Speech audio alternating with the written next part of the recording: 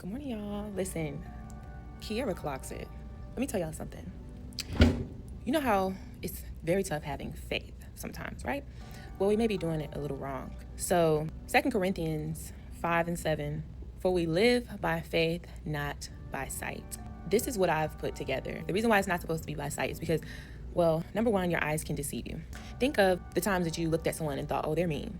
And then they came over there with such a great spirit and laughing and talking to you. And you're like, oh my gosh, they're not mean. Think of the times where you've seen people gathered and it looks like they're fighting. And you're like, oh my goodness. And when you walk up, they playing. You know, it just looked for real, but they playing. Okay. Or what's another example? I jotted down. Looks like the relationship isn't going to work. So like the way it looks, it's like, all right, we ain't getting along. We're not seeing eye to eye. We're always walking around looking. This is what we see. But that does not mean that this relationship isn't for you or that it's not going to work. When we look at something, because we're not perfect and we're not supposed to be, and because we are fleshly beings, it can really just be all wrong. And I am like that, okay? I know I do this. Listen, I can admit to the fact that that's who I am. Whenever I read the room in a way, you know, when it's like, hey, I don't like what I see in a lot of things, I will step back from it. That's a gift and a curse because I could be so wrong. That's why you need to pray. You know, pray for discernment. That's the ability to make wise decisions. And that comes from the spirit. Anything that God gives you, you have to be in your spirit to activate it. Because when you want to connect with God, you've got to be the furthest away from your flesh. And that needs to be all of the time that you're trying to do that.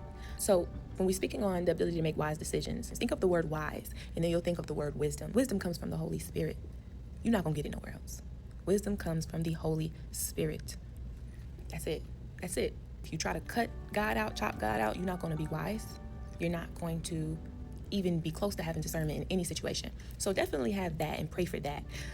But as far as just by what you see, no, there's no way you can have faith if you're only going by what you see, which is why you walk by faith and not by sight. Now, this don't mean go around walking backwards everywhere you go, okay? This don't mean drive with your eyes closed. This doesn't mean cook. No, this doesn't, like, God also gives us common sense. This just means when you're believing in God for something, or when things are getting at its toughest, at its hardest, and it's not looking good, remember to have faith, okay?